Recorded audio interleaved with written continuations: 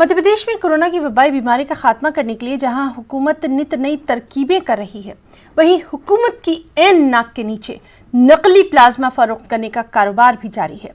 मध्य प्रदेश में कोरोना के एक्टिव मरीजों की तादाद में कमी आ रही है। शिफायाबी की शरह में तेजी देखी जा रही है। पिछले 24 घंटों में कोरोना के 1005 नए मामले जहां सामने आए, वहीं कोरोना की वबाई बीमारी से रियासत में 12 मरीजों की मौत भी हुई। पिछले 24 घंटों में रियासत में कोरोना के 1053 मरीज सेहतयाब हुए। एमपी में कोरोना मरीजों की तादाद बढ़कर 2,33,324 हो गई है। अब तक 2,18,828 मरीज सेहतयाब हुए हैं। रियासत में कोरोना के 3,502 मरीजों की अब तक जहां मौत हुई, वहीं रियासत में कोरोना के 10,994 मरीजों का इलाज जारी है।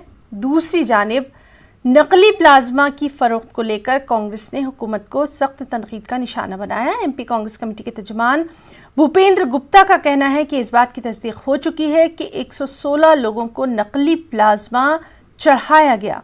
इससे 25 लोगों की जान तक चली गई। कांग्रेस अब इस पूरे मामले को लेकर जुडिशियल इंक्वायरी की मांग कर रही है। वहीं मध्य प्रदेश के वज़ीर दाखिला डॉक्टर नरोत्तम मिश्रा ने नकली प्लाज्मा के साथ नकली कोरोना वैक्सीन के भी बाजार में आने का इम्कान जाहिर किया। डॉक्टर नरोत्तम मिश्रा का कहना है कि हुकूमत अवाम की सेहत को लेकर बेदार है और अवाम की सेहत के साथ किसी किस्म का खिलवाड़ नहीं होने देगी। और चलिए सीधे रुख करेंगे मध्य प्रदेश का। हमारे साथ मौजूद है हमारे साथी मेहताब आलम। मेहताब, बेहद तशवीश की बात है, एक जानिब जहां मरीज खुद ही कोरोना से लड़ रहा है, नफ्सियाती तौर पर भी उसको कई चीज़ों का शिकार होना पड़ता है, दूसरी जानिब अगर इस तरह की खबरें आएंगी कि नकली प्लाज्मा चढ़ाया जा रहा है, बेहद तशवीश की बात। तशवीश की खबर, और तशवीश की खबर इसलिए भी है कि हुकूमत का बहुत बड़ा महकमा जो है सेहत के लिए काम करता है, एडमिनिस्ट्रेशन काम करता है, और तमाम चीजों के होने के बावजूद कि इतना बड़ा एक रैकेट है कि 116 लोगों की जिस तरह से तस्दीक की जा रही है कि उनको चढ़ाया गया, जिनके पास तस्दीक नहीं हो सकी, उनके पास वो तमाम चीजें कहाँ तक पहुंची होंगी इसका भी अंदाजा नहीं है। इस पर जांच की जा रही है। यही वजह है कि कांग्रेस ने जो इस पर सख्त मौक़िफ़ अख्तियार करते हुए हुकूमत पर तनकीद की है, और उसका कहना है कि जब 116 लोगों की तस्दीक हो चुकी है और इसमें 25 लोगों की नकली प्लाज्मा चढ़ाने से मौत हो चुकी है, तो यकीनी तौर पर कहीं ना कहीं किसी की सरपरस्ती होगी, वरना इतना बड़ा नेटवर्क कैसे यहाँ पर फरोग पा सकता था।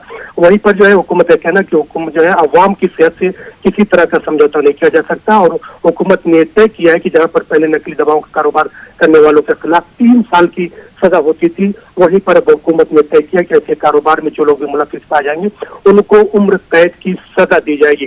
कांग्रेस इस मामले में जुडिशियल इंक्वायरी की मांग करी। उसका कहना है कि सिर्फ दावों से, वादों से कुछ नहीं होगा, जुडिशियल इंक्वायरी से पता किया जाना चाहिए कि आखिर ये रैकेट कहाँ से फरोग पा रहा है, और जो लोग इसमें गिरफ्तार पाए गए हैं उनकी चेन को तोड़ना बहुत जरूरी है।